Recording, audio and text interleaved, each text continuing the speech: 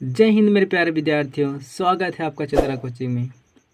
मेरे प्यारे बच्चों, मैं क्लास 10 के विद्यार्थियों के लिए यानी कि जीव विज्ञान का अध्याय देखिए अध्याय 6 यानी कभी किए तो जीव विज्ञान का यह अध्याय आपका 1 है। ठीक है, तो जीव विज्ञान आपके जो विज्ञान का अध्याय जो 6 है। ठीक है, आज हम लोग जीव विज्ञान के अंतर्गत अध्याय 6 का मोस्ट IMP क्वेश्चन देखेंगे जो आपके एग्ज़ाम के लिए बहुत ही ज़्यादा इम्पोर्टेंट है। ओके, तो जैसा कि आप लोग देख पा रहे होंगे कि अध्याय 6 का जो नाम है जिस चैप्टर का वो है जैव प्रक्रम, जिसे इंग्लिश में कहते हैं लाइफ प्रोसेस। ठीक है, तो चलिए देखते हैं बिना देरी के हुए इस क्वेश्चन को। ओके, देखिए बेटा, जो फर्स्ट क्वेश्चन आपका है जैव प्रक्रम का वो है कि लसिका एवं रक्त में अंतर लिखिए।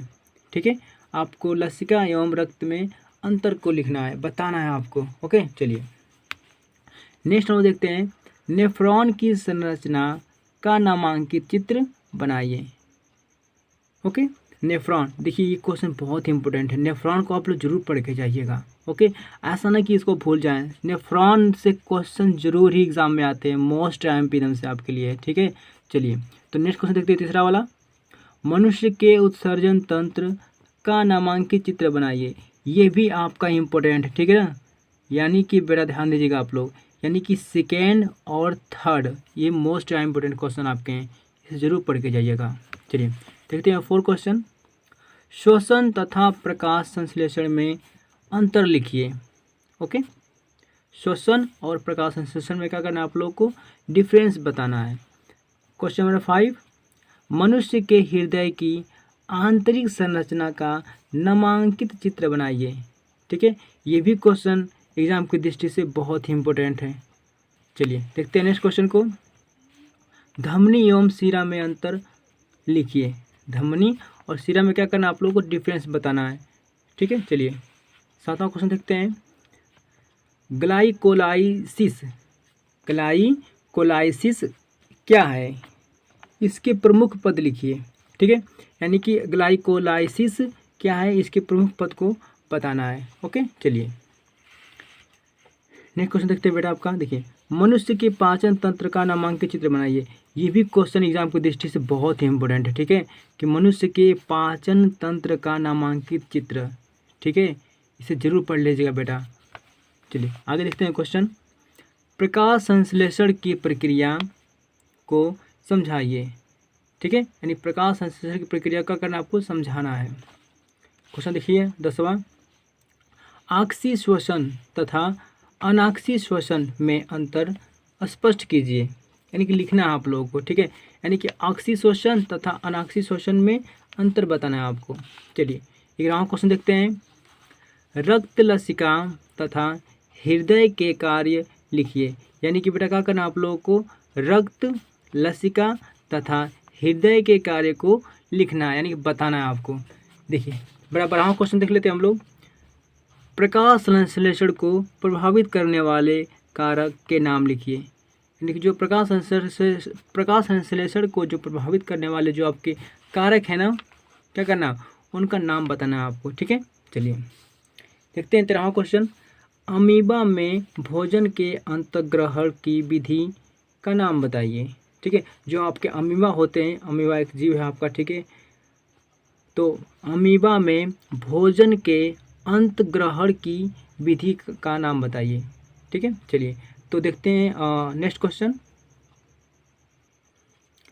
तो मेरे प्यारे बच्चों, आप लोग क्वेश्चन नंबर 14वां देख पा रहे होंगे। ठीक है, तो चलिए लाइकेन में कौन से पौधे साथ साथ रहते हैं। यानी कि लाइकेन में कौन से पौधे साथ साथ रहते हैं, ये बताना है आपको। ठीक है, चलिए नेक्स्ट क्वेश्चन देखते हैं, टिड्डे में भोजन कहाँ पीसा जाता है। जो टिड्डा होता है ना, ठीक है, आप लोग टिड्डा देखे होंगे खेतों में। ठीक है, और जो छोटे से कीड़ा जो होते हैं सब टिड्डा, तो टिड्डे में भोजन कहाँ पीसा जाता है। ओके, चलिए नेक्स्ट देखते हैं क्वेश्चन 16वां, प्रकाश संश्लेषण के लिए आवश्यक कच्ची सामग्री पौधा कहाँ से प्राप्त करता है।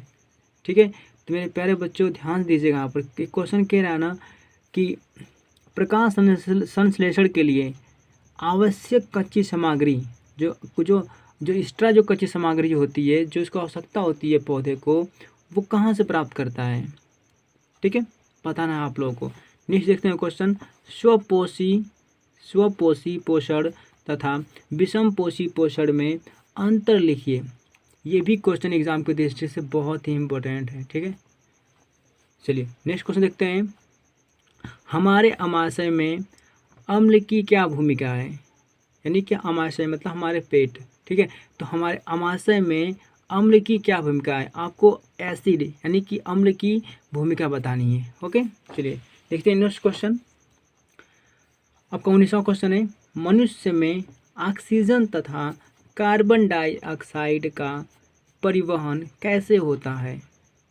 ठीक है मेरे प्यारे बच्चों, यानी कि जो मनुष्य हैं, जो ह्यूमन है, उसमें ऑक्सीजन कार्बन डाइऑक्साइड का परिवहन कैसे होता है? परिवहन मतलब कि जैसे है ना, हमारी नाव एक नदी हो गई, तो नाव पर हम लोग बैठ गए, नाव क्या कर रही है? हम लोग की वहन कर रही है, यहाँ से वहाँ ले जा रही है। ठीक ना, तो वही कह रहा है आपका कि हमारे इस मनुष्य में ऑक्सीजन तथा कार्बन डाइऑक्साइड का परिवहन कैसे होता है, किसके द्वारा इनका परिवहन होता है? ठीक है, बताना आपको। देखते हैं नेक्स्ट क्वेश्चन। मनुष्य में दोहरा परिसंचरण की व्याख्या कीजिए, यह क्यों आवश्यक है? मेरे प्यारे बच्चों ध्यान से देख लीजिए, ये जो क्वेश्चन है ना, मनुष्य में दोहरा परिसंचरण इम्पोर्टेंट है बहुत ज़्यादा आपका, इसे ज़रूर आप लोग एग्जाम में पढ़ के जाइएगा। ओके, कि मनुष्य में दोहरा परिसंचरण की व्याख्या कीजिए और यह क्यों आवश्यक है। देखते हैं नेक्स्ट क्वेश्चन, 21वां क्वेश्चन। फुफ्फुस में कुपिकाओं तथा वृक्क में वृक्काणु यानी कि नेफ्रॉन की रचना तथा क्रियाविधि की तुलना कीजिए। ठीक है मेरे प्यारे बच्चों, फुफ्फुस में कुपिका, ठीक है ना, कुपिकाओं तथा वृक्क में वृक्काणु यानी कि नेफ्रॉन की रचना करनी है आपको, और इसी क्रियाविधि भी बतानी है। ठीक है, चलिए क्रियाविधि बताकर आपको तुलना भी करनी है उसकी। देखिए 22वां क्वेश्चन आपका है कि भोजन की पाचन में लार की क्या भूमिका है? जो आपका लार है, ठीक है ना, जो जिसे हम भोजन खाते हैं तो भोजन हमारा लार में मिल जाता है। ठीक है, तो वही कह रहा है आपका कि भोजन की पाचन में लार की क्या भूमिका है, यानी कि भोजन को पचाने में लार कैसा, मतलब कि क्या हेल्प करता है, इसकी क्या भूमिका है। फिर देखते हैं 23वां क्वेश्चन। हमारे शरीर में वसा का पाचन कैसे होता है? यह प्रक्रम कहाँ होता है? आपको बताना है कि मनुष्य जो है ना, जैसे कि हम लोग हैं, तो हमारे शरीर में वसा का पाचन कैसे होता है? जो फैट होते हैं, जो फैट जो वस्तुएं होती हैं, जो तैलीय वस्तुएं होती हैं, उनका पाचन कैसे होता है? प्रक्रम यह दिया है, यह प्रक्रम कहाँ होता है? आसानी बताना है कैसे होता है और कहाँ होता है। ठीक है, चलिए देखते हैं 24वां क्वेश्चन कि जाइलम तथा फ्लोएम में पदार्थ के वहन में क्या अंतर है? ठीक है मेरे प्यारे बच्चों, जैसे देख पा रहे होंगे यहाँ पर आप लोग कि जाइलम, ठीक है, और यहाँ फ्लोएम में पौधे के वहन में क्या अंतर है? जिसे वहन समझ पा रहे हैं आप लोग, वो तो बताए थे आप लोगों को ना कि नदी, फिर आपको नाव में आप बैठ गए, नाव क्या कर रही है आपको, या मतलब इस नदी इस पार से उस पार ले जा रही है, यानी कि आपको वहन करा रही है, यानी कि ले जाने का काम कर रही है। उसी तरह से जाइलम और फ्लोएम दोनों में पदार्थ के वहन, यानी कि दोनों में पदार्थ के वहन में क्या अंतर है? ठीक है, चलिए तो मेरे प्यारे बच्चों आज के लिए जैसा कि देख पा रहे होंगे आप लोग, यहाँ पर लिख चुका है एंड, यानी कि बस आज के लिए बस इतना ही रहेगा। ठीक है, और यदि आपको वीडियो अच्छी लगी हो तो आप ज़रूर से ज़रूर सब्सक्राइब करें। मिलते हैं नेक्स्ट वीडियो में। आज के लिए बस इतना ही। Thank you.